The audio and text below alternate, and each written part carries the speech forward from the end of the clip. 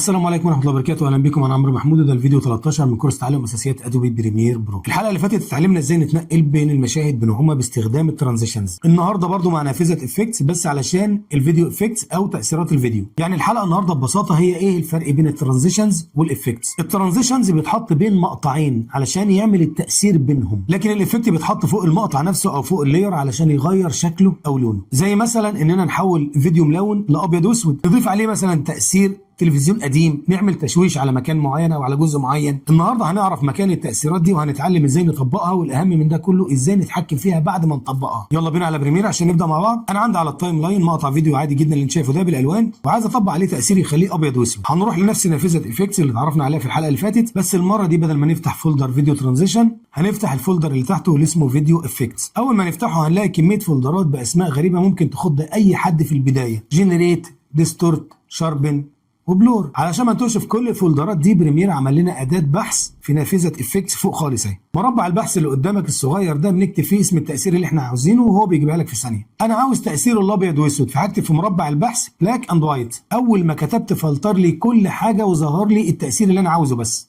ازاي اطبقه بقى؟ بنفس طريقه الترانزيشن بالظبط. هسحبه بالماوس، بس المره دي مش هرميه بين المقطعين، هرميه فوق مقطع الفيديو نفسه بالطريقه دي كده على التايم لاين. في نفس اللحظه هيتحول معاك الفيديو الابيض واسود زي ما انت شايف. طيب لو عايز اتحكم في التاثير ده او الغيه، هنا لازم نرجع للافكتس كنترولز. هحدد مقطع الفيديو اللي عليه التاثير على التايم لاين وابص على نافذه الافكتس كنترولز. هلاقي تحت قسم موشن وقسم اوباسيتي ظهر لي قسم جديد بنفس اسم التاثير اللي انا ضايفه اللي هو بلاك اند وايت.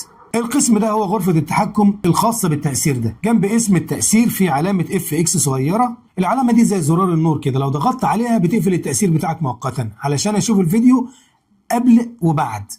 الطريقة دي ممتازة جدا علشان تقارن بين شغلك. طيب لو عاوز امسح التأثير ده خالص ومش عاوزه، بضغط على اسم التأثير نفسه اللي هي كلمة بلاك اند وايت علشان احدده بس، وبعدين ادوس زرار ديليت. كده انا مسحت وهرجع الفيديو ملون تاني. وما تنساش دايما الزرار بتاع كنترول زد، ده بيرجعك من اي خطوه انت غلطت فيه. النهارده اتعلمنا ازاي نبحث على اي تاثير وازاي نضيفه على الفيديو بتاعنا وازاي نتحكم فيه او نحذفه اصلا من نافذه الافكتس كنترولز. الحلقه الجايه هنتعلم ازاي نكتب باداه التايب تول وهنعرف نافذه اسينشال جرافيكس. الحلقه اللي جايه دي من اهم حلقات الكورس. سبسكرايب عشان توصلك كل الحلقات، لايك، شير. السلام عليكم.